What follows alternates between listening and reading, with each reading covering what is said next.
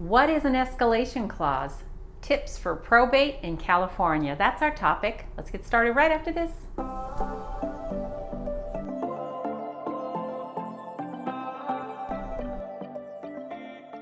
Encountering a multiple offers situation is becoming increasingly popular in this low inventory market that we currently are experiencing.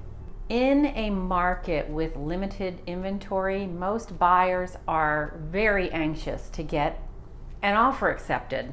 And some of them are willing to do things to get their offer to stand out amongst the multiple offers, sometimes up to 15 or more offers on one single property. One of the solutions has become what we call an escalation clause. An escalation clause is interesting, but it may not necessarily be the best way to consider writing an offer and consider accepting that type of offer. When thinking about negotiations, the escalation clause can complicate matters, and let's talk about why.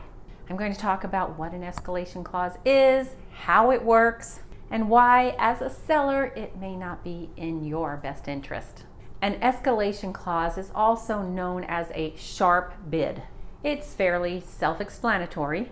It's a clause that real estate agents may write for their buyers in a purchase agreement that will escalate the price by a certain dollar amount, meaning the buyer will escalate their offer price to win, or potentially win, the offer and negotiation situation. What it does is, if another offer comes above their offer price, their escalation would be above the other offers. It kind of tells the seller and the seller's listing agent that the buyer is willing to go higher in price to be competitive. An escalation clause has three components.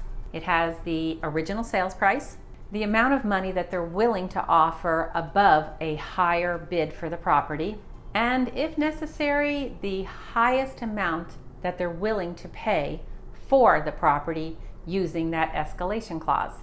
So how does an escalation clause work? An escalation clause is one of those concepts that I think is easier to explain with a specific example.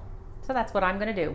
In this case, and this is a real case, imagine you've received an offer with a $10,000 escalation clause. The original offer is $1 million for a property with an escalation clause of $10,000 and a maximum purchase price of $1,050,000. If, for example, another offer comes in higher than $1 million, the escalation clause would then allow your listing agent to draft a counteroffer at theoretically $1,010,000. But of course, if the other offer would come in at $1,010,000, then your listing agent would draft a counteroffer at $1,020,000, $10,000 higher than the other offer. However, if the other offer happened to come in at $1,055,000, then that original buyer at $1,055,000, their escalation clause would not be put into effect because it's beyond their price cap.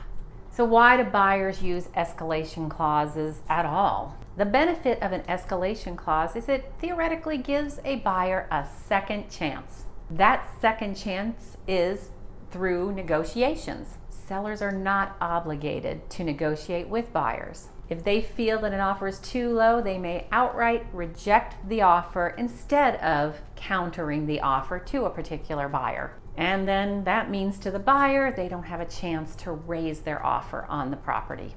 In contrast, theoretically, an escalation clause automatically gives that buyer an opportunity to increase, correct their offer price. And they do that without the seller having to take any type of specific action. But I would always draft a counteroffer, putting that escalation clause number into the counteroffer for the buyer to sign. I recently helped with a San Diego County property, a home in La Mesa, California. This is exactly what happened, that some buyers did put escalation clauses into their purchase agreement. The original buyer that had an escalation clause. They had offered $950,000. They were willing to go up to $1,025,000. Now the house actually is currently in escrow above their highest price of $1,025,000.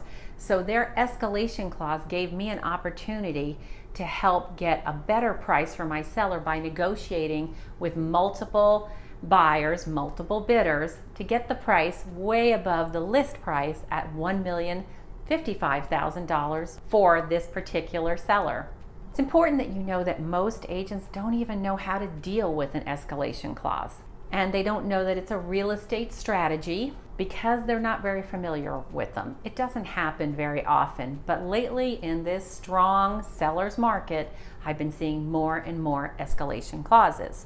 It would not be in the buyer's best interest if the listing agent is not familiar with an escalation clause. And sometimes the sellers are offended by escalation clauses. I've seen an escalation clause cause an emotional response by the seller because they feel that if this buyer is willing to pay substantially more than their offer that they submitted to the listing agent to present to the seller, I've had them say to me that why didn't they put that offer in initially?